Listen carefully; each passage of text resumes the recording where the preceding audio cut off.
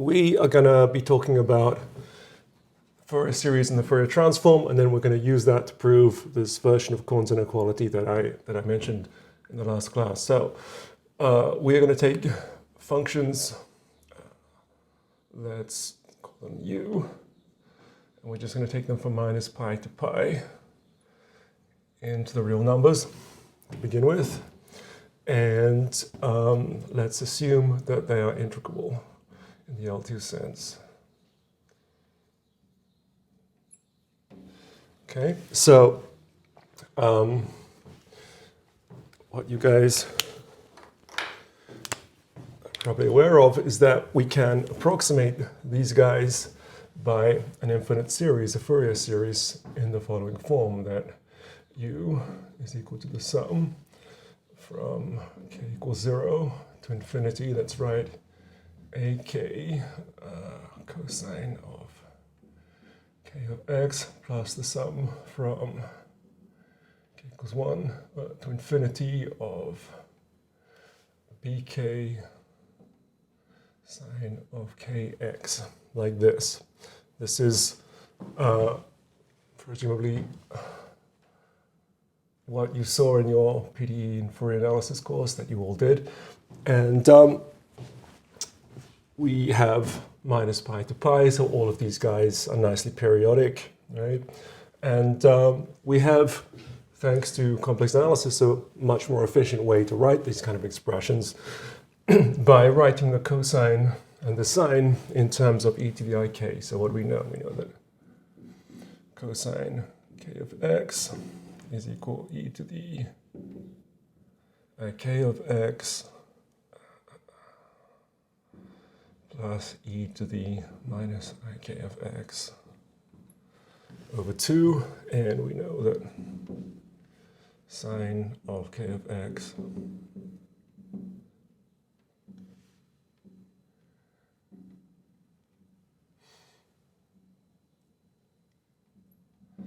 right, just some algebra. Is a basic way of writing sine and cosine in terms of these guys. Yeah, everybody's familiar with that. So then we could replace that into these expressions. So put u of x, and that would give us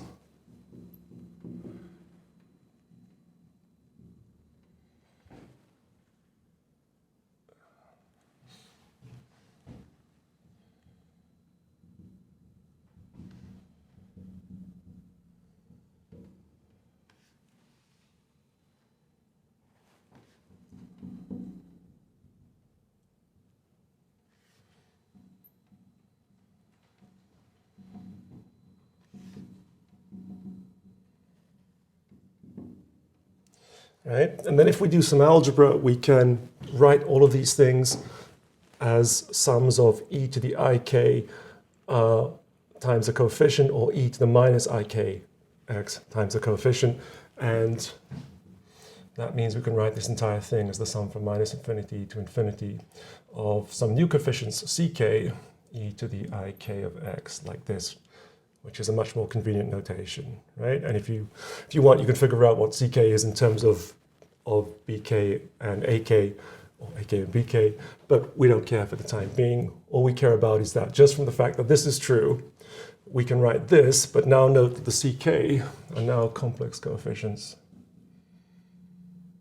And this is a complex function for each x. This is mapping the real line into the complex numbers, or actually into the circle, but still the complex numbers, yeah? So when I first saw this stuff, I was a bit uncomfortable with the fact that we have a real valued function and we're somehow representing it as complex coefficients of a complex function.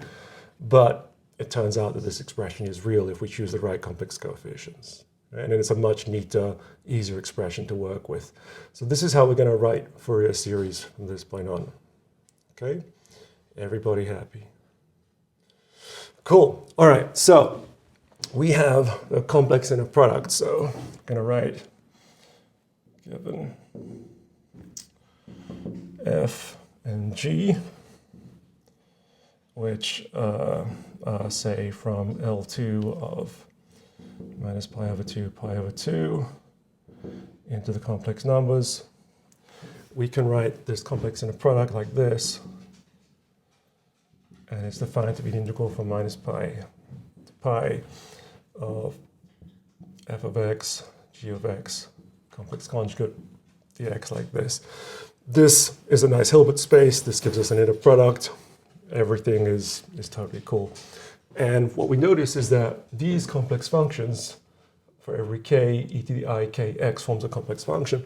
These guys are orthogonal in this sense, and this falls out rather trivially in this case because we just go e to the k x, e to the I m of x, like this, integral from minus pi to pi, and the complex conjugate of this thing, it just becomes minus I m of x. Yeah? So it's e to the I k of x. Everybody happy in complex conjugate of this just makes us this. Yeah? dx, and then this is this.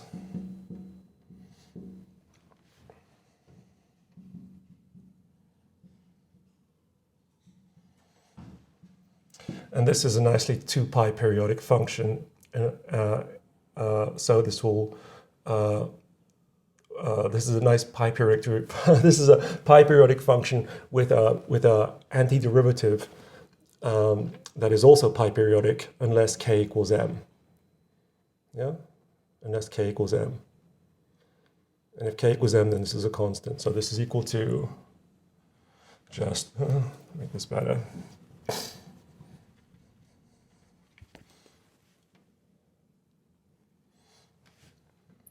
2 pi if k equals m, and is equal to 0 if k is not equal to m. All right, everybody happy with this? At any point, if you want me to add details about this, just say and I'll add it. Everybody good? Thumbs up if so. All right, good. So, these guys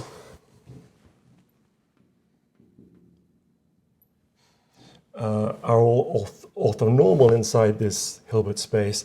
And what this thing says, when it's true for complex valued functions u, but we've done it for real, what this thing says is that they also span this space. Yeah? So they're orthogonal in this space, which contains the space of L2 functions into the real numbers. Yeah?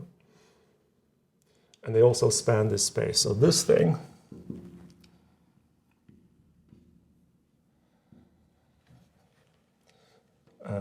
forms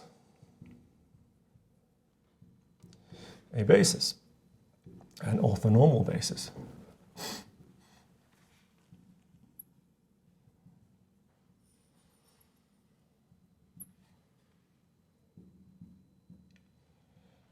Of L2 minus pi to pi, like this, where we're allowing complex coefficients. And this is quite a remarkable and powerful thing. One of the first things we can do with this fact is that once we have this representation, then we can find out what these CK coefficients are, because what can we do? We can just do u of e to the ik, like this. That's the integral from minus pi to pi of u of x e to the minus ik of x dx, like this. And we're going to formally swap the u into this integral. This is hand waving, this needs to be justified, but assuming that we can do this, and assuming we can swap the integral and the sum, so this is indeed a non-trivial thing, so let's put this non-trivial, needs justification. I mean, it can be justified, but we're just sketching the main ideas. And we can do the sum from k equals minus, not use k, because we used k already, so minus m equals minus infinity to infinity of cm, the sum e to the I don't need to do that. I should have not put in that integral notation. All right, stupid, but whatever. integral from minus pi to pi e to the im e to the minus ikx dx. Yeah, and again by orthogonality, this is right, because unless m is equal to k, this integral here vanishes. Yeah, and if k equals m, we just have the integral of 1 from minus pi to pi, so we get 2 pi cm. Yeah, which gives 2 pi ck. Thank you. Yes, ck. Thanks. Good job. Yeah, because k is our coefficient. So that gives us the expression for what ck actually is. Ck is just 1 over 2 pi, the inner product of u with this guy like this. Yeah? So we can explicitly write out what these coefficients are using the fact these guys are orthonormal. Yeah? And also using the fact they're orthonormal, and this is, again, a totally formal argument, we could just go, okay, what about this? If we do the integral from minus infinity to infinity of u squared dx, okay, well, that's like integral from minus infinity to infinity, the sum from k equals minus infinity to infinity ck e to the ikx. Let's write this like this, the sum from m equals minus infinity to infinity cm e to the I m of x, like this, dx. Now, totally hand-waving, assuming we can swap the order of the summation and the integration, then we're going to have the sum, so I should put that this is non-trivial, I'll put that in a different color. So non-trivial.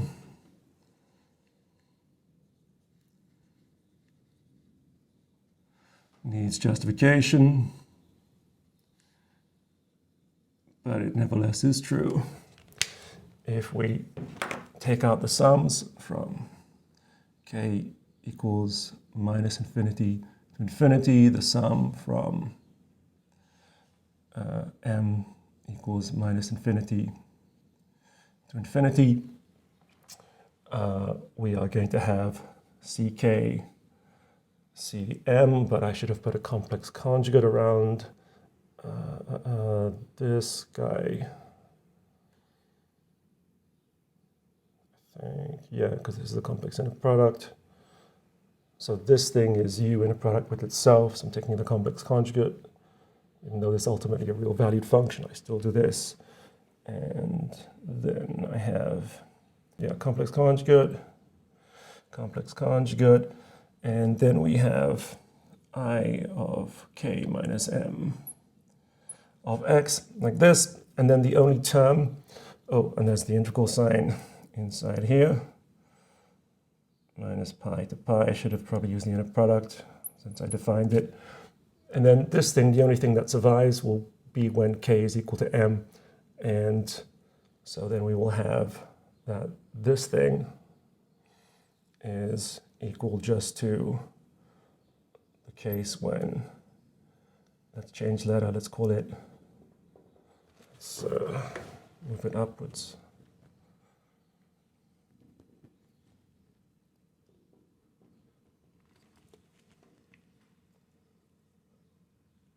Like this, the sum when p equals minus infinity to infinity, and we're going to have cp squared, and then this thing which is 2 pi. Oh, it's like this, right? This should be the orthonormal set of vectors. Yeah. So when we test this against itself, then this has got 1. So good. And then this does make sense, because then what is this? This means that this thing is like 1 over square root of 2 pi integral u over e to the I k over square root of 2 pi, like this. And as we take these to be the orthonormal vectors, then this is just this coefficient squared, right? Okay, so we stumble our way through. Like this. So then this is u inner product e to the ik over square root of pi. Square root of 2 pi.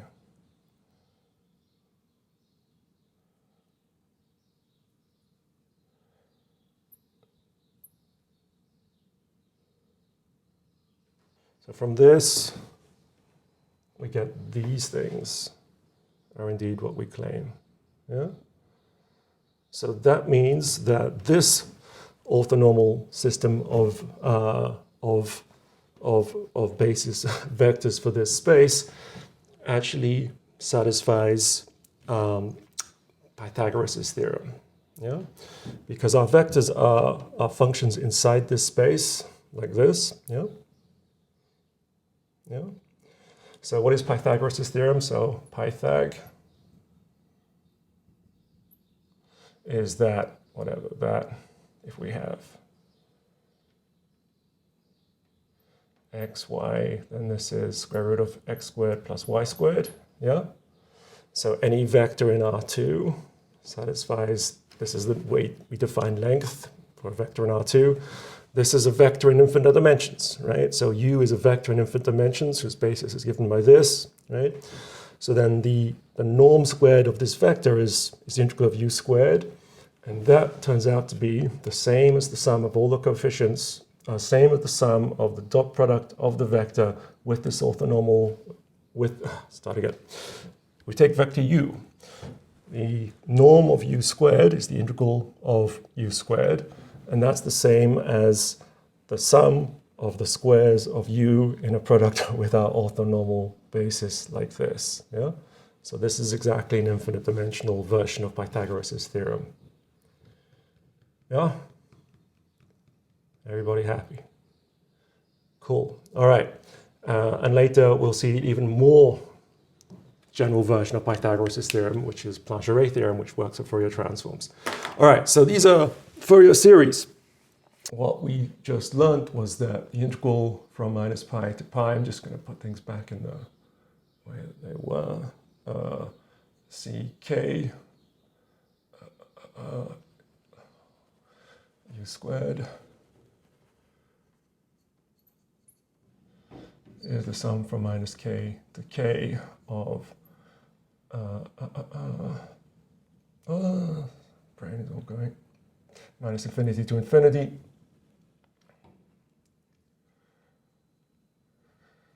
uh, 2 pi times ck squared, where the ck were 1 over 2 pi, the inner product of u with e to the ik. So in particular, it means that these coefficients ck are summable. Yeah? These coefficients are summable.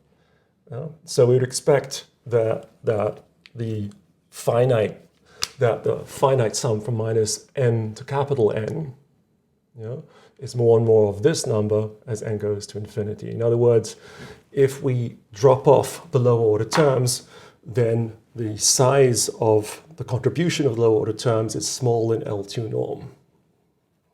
Yeah? So from this, it's not a surprise that we actually can approximate functions with respect to L2. Yeah? And I'm doing this backwards because to justify this, you need the convergence in L2, but nevertheless, you can be unsurprised by the fact we have L2 convergence just from this representation. And another cool thing is that we can do this in more than one dimension. So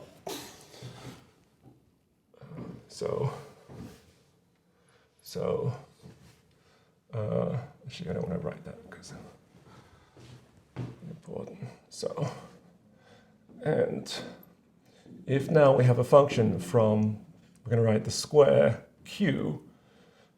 So let's put the definition up here. So q, we're going to take from minus pi to pi, cross product, minus pi to pi, and it's into R. Then it turns out we can still represent this as Fourier series. And we can do something like this. We can write u of x, comma y. We can have the series k equals minus infinity to infinity, ck e to the I k x. And then we can have, let's put the sums together, sum k and the sum m.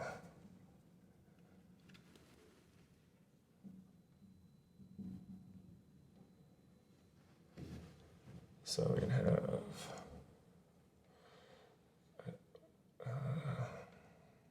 ck, or let's write ak and bk.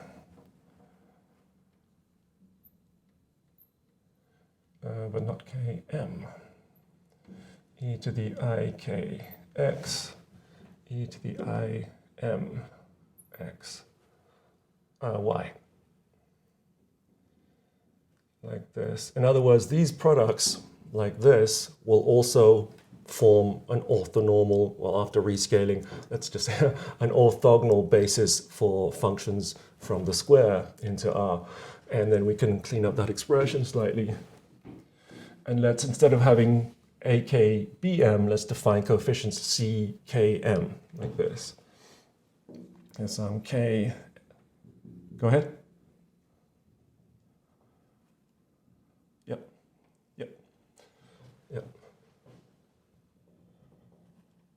Like this, and then we're going to have coefficient CKM. And then we can write this as minus km dot product xy, like this, okay? Which means that we now go from u belonging to L2 on the square, and this thing, the Fourier series, gives us an infinite, countably infinite collection of complex coefficients like this, yeah? And this is an isometry. We can go backwards and forwards from this function to this countable collection of complex coefficients. And this too is remarkably powerful. You're probably experiencing this every day because, well, nowadays perhaps slightly more sophisticated version of this, but the original JPEG file format was simply to take these coefficients and cut off the higher order frequencies. So you can think of a picture. Let's just make it black and white for simplicity. So this is our picture screen on the square Q, okay? And every point in the picture is, if it's black and white, has got a somewhere between white and black, right? So if we say that white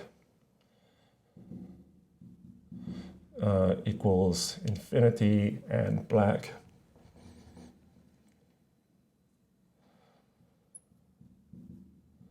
equals minus infinity, like this, yeah?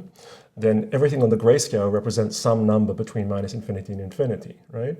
So every black-white picture is easily represented as a function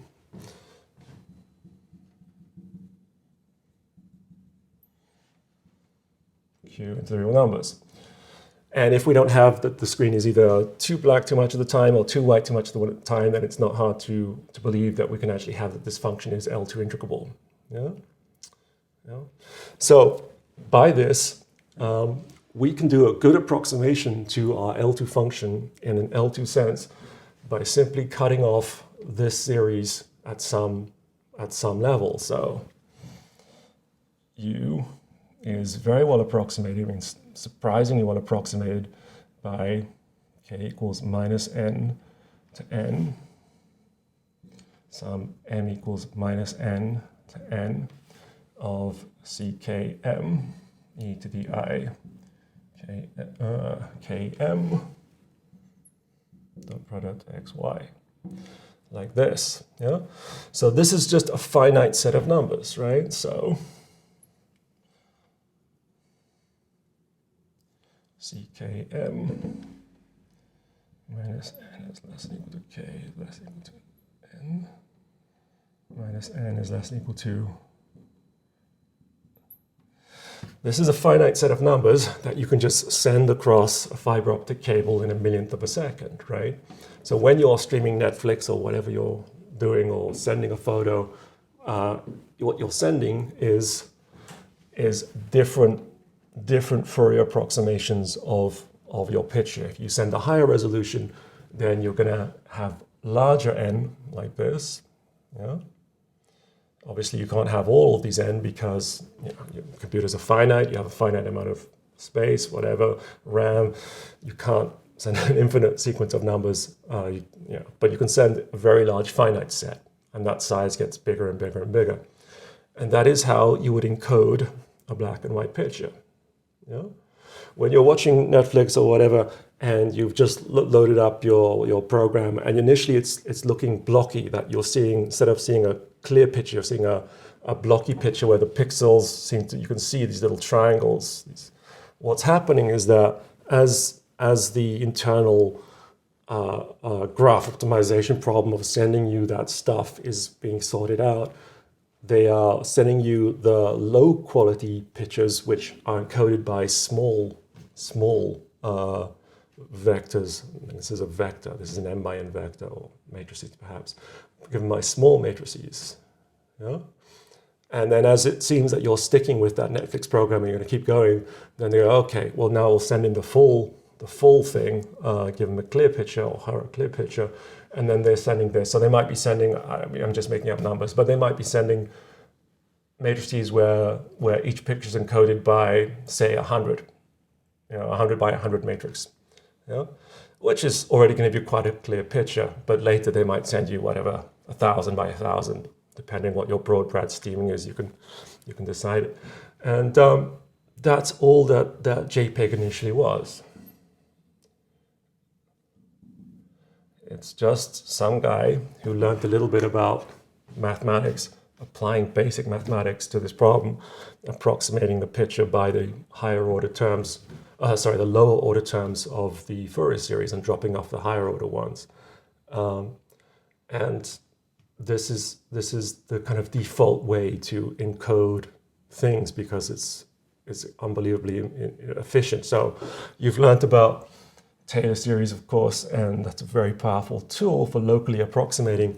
But this thing works in a completely different way, obviously, and this thing does a massively better job of giving you a rough outline. I mean, there's no way you can begin to do a Taylor series of an L2 function, but we can do an approximation of L2 function with this kind of stuff. So yeah, I'm often asked by people, I tell them I'm a mathematician, and what's the point of it? Why do I learned it at school, I never use it. And this is an example you can give that every time anybody sends a picture, looks at a picture, watches any streaming video, they're using quite sophisticated maths. And now I think that there's a more efficient way than simply cutting off the higher order Fourier terms. But it's basically the same idea. It's a different orthogonal basis that works slightly better, is a bit better at capturing images, because this is just doing for any L2 function, but image functions that represent images have certain particular characteristics that are better exploited from a different basis. But it's basically the same idea. So Fourier series, very useful things, and mathematically, they are incredibly useful things because there are many of the things that happen in the normal world, operations that we do in the normal world, turn into something quite different, sometimes much more manageable or clear to understand in the Fourier world. So it's a kind of ubiquitous idea to try and understand how things happen in the Fourier world, which morally is equivalent to understanding how it happens on frequencies, what happens on frequencies.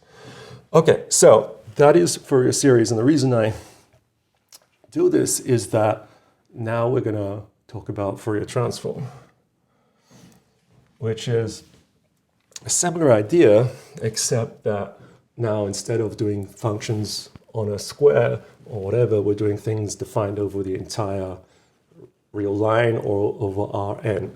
So we'll just start on the real line. So suppose we have u from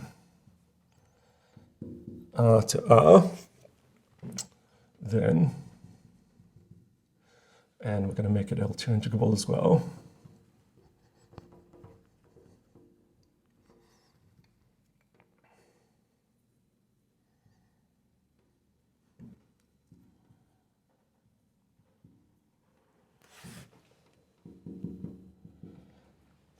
Then we can do the following. Maybe I want to call it f this time.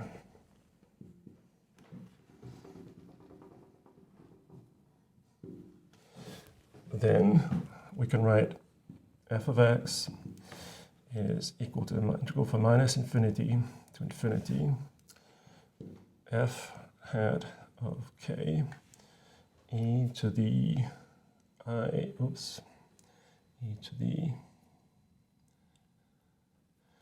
2 pi I k times x dk, where f hat of k is integral from minus infinity to infinity of f of x e to the minus k x dx. Okay, so first thing to notice is that this thing now is a complex valued function. Okay? But nevertheless, when we write this product like this and do this integral over k, we get back this real valued function.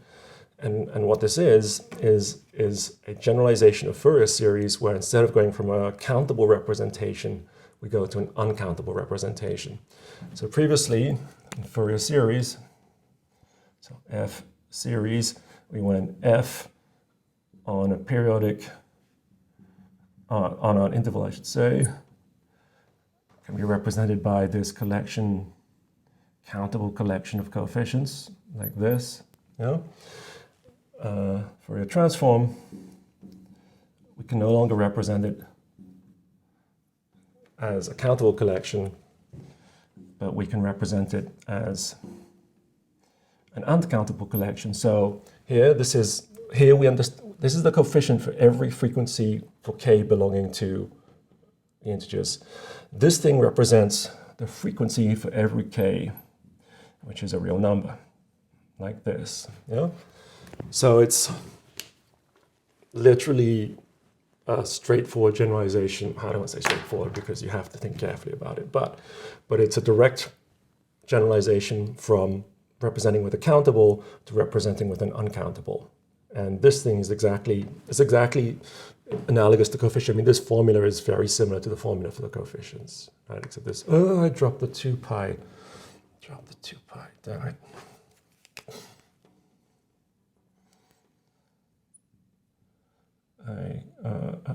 K times x dx, like this. So, again, so I'm giving this course with in mind to what I had difficulty with when I was at your stage of math. And one of the things I had difficulty with was the Fourier transform, because it just seemed totally mysterious to me that we could do this and get meaningful. I mean, formally, all these steps fall out rather easily, but I didn't see what it was actually doing until I understood better about, well, in hindsight it's kind of obvious, but until I understood better that all we're doing is going from a countable representation to an uncountable representation. Okay, so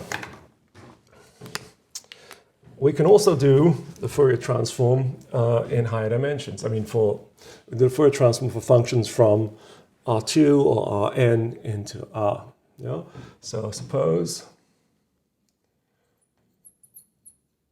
we have u now from R2 into R, then we can still represent it with the Fourier transform. And we do the following. We can have u of x comma y is equal to the double integral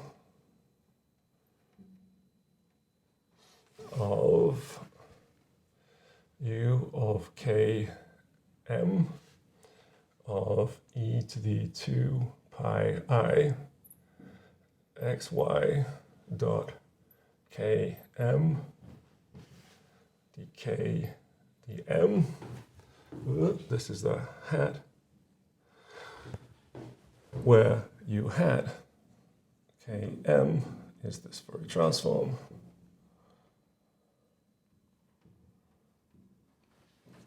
And it is u of xy e to the 2 pi I x comma y dot k comma m dx dy. Okay.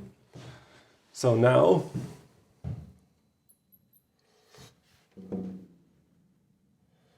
u hat is a mapping from R2 into the complex numbers, and this thing represents our coefficients. So we are representing our function, so this is the expression for the coefficients. We're representing our function as this sum of frequencies, but now the sum is an integral. It's the uncountable sum, and these are all our frequencies. Okay? And this is completely analogous to the two-dimensional Fourier series that we saw before, right? So when we had a square, let's just put it over here. When we had a square, so if we had, let's call it V or maybe W from Q into R, recall that we were writing W of x comma y is equal to the sum.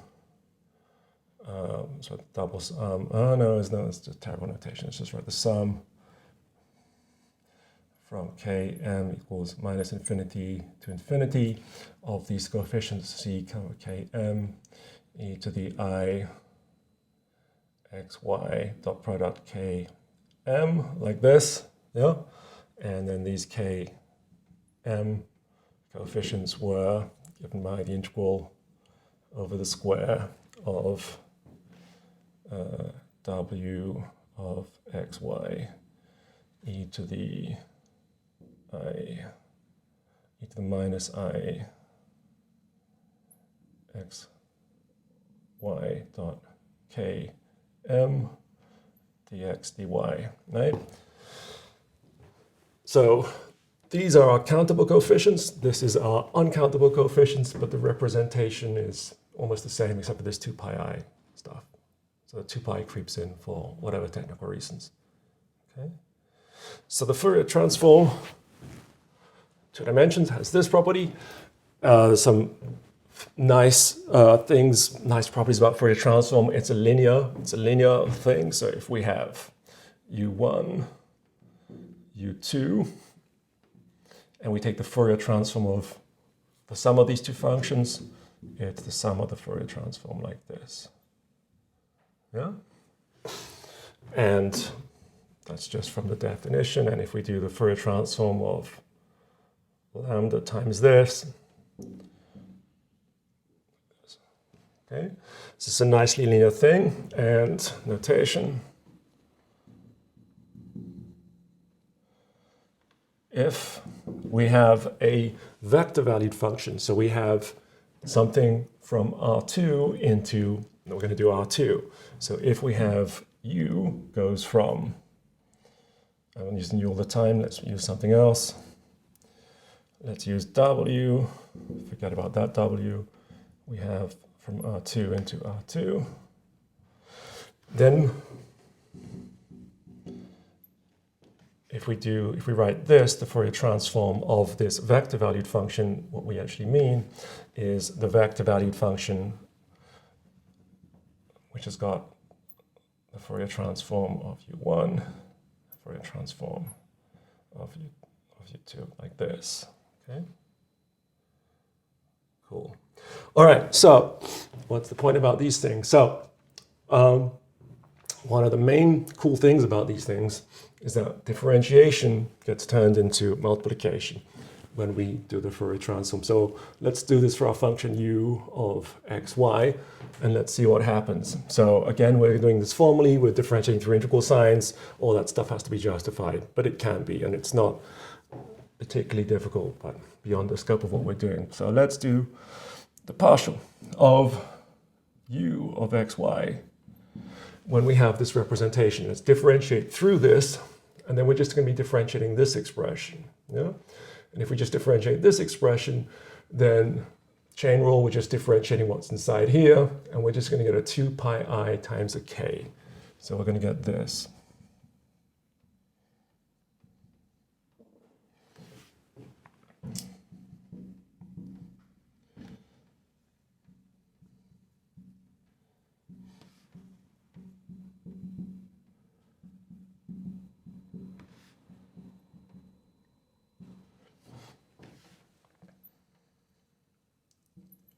Like this, okay?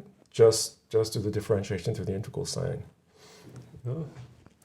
And if we differentiate with respect to y,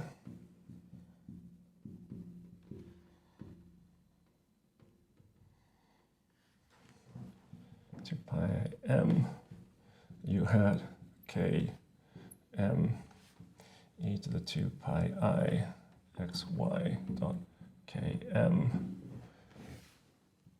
k dm. However, we also know that this thing is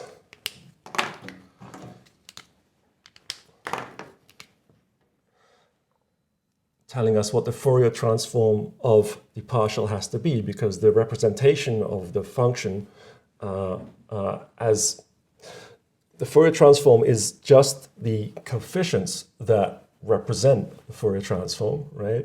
Start again. The Fourier transform is just the coefficients that represent the function over this uncountable index, okay? So what we also know is that this thing is equal to the integral from minus infinity to infinity, of the Fourier transform of the x partial derivative. So we're just going to write it like this.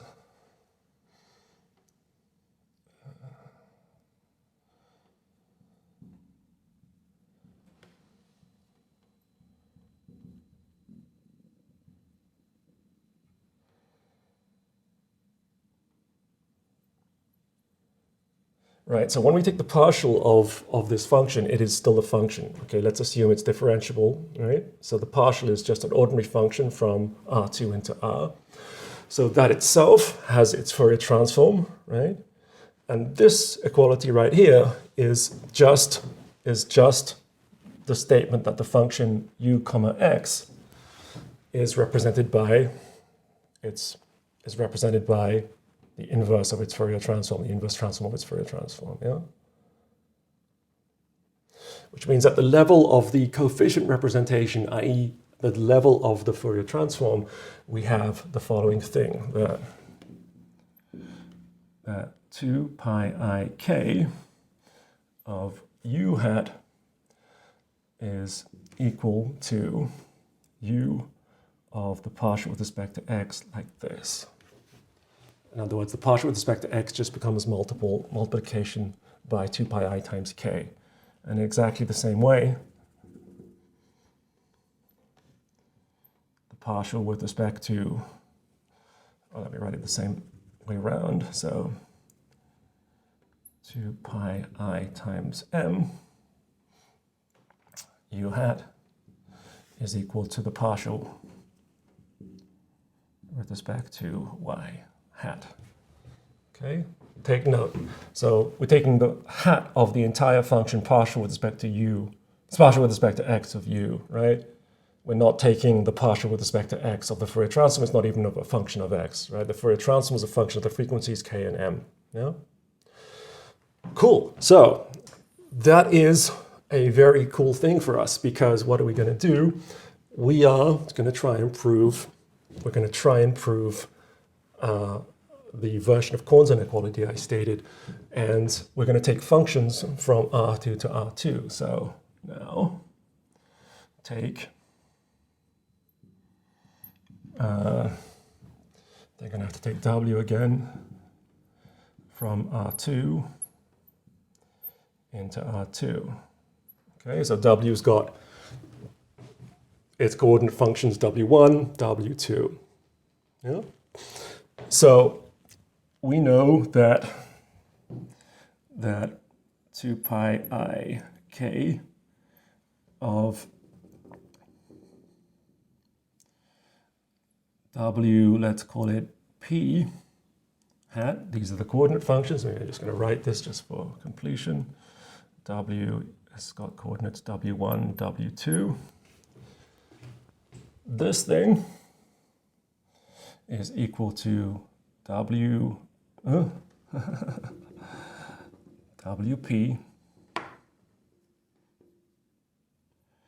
comma, X, Fourier transform, and 2 pi I m WP Fourier transform is the Fourier transform of WP, comma Y, like this.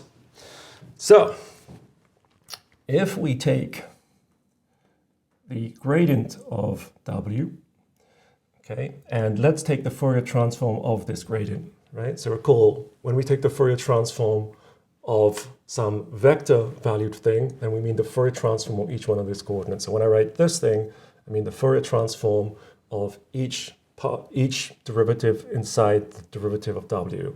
So this is a 2 by 2 matrix, right? So this is the Fourier transform of, so now I'm going to switch from X and Y to 1 and 2 of 1, 1, W2, comma 1, W1, comma 2, W2, comma 2, and this means this, the Fourier transform of each one of these guys like this. Yeah? That's how we've defined it.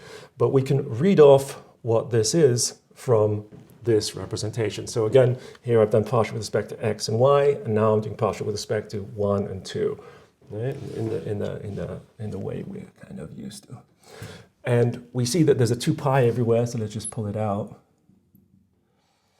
And then what do we get? So this one will give us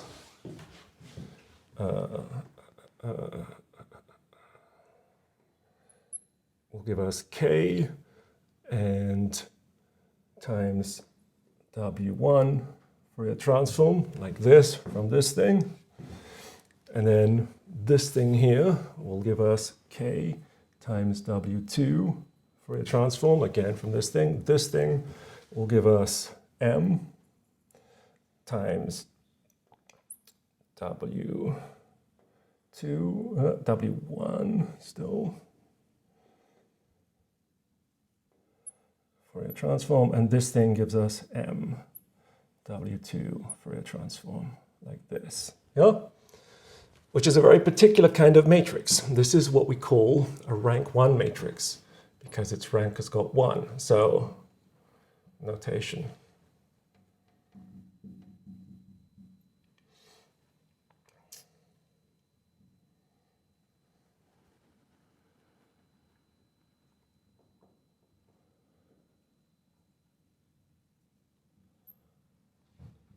Is defined to be this thing, A1, B1, A1, B2, A2, B1, A2, B2, okay? And what this thing gives us is that this thing is 2 pi I of W hat Km, like this, just using this thing here. Yeah? And that means that the Fourier transform of the derivative is a rank 1 matrix. So the W is rank 1. And we're going to hear about rank 1 matrices a lot because they're very important.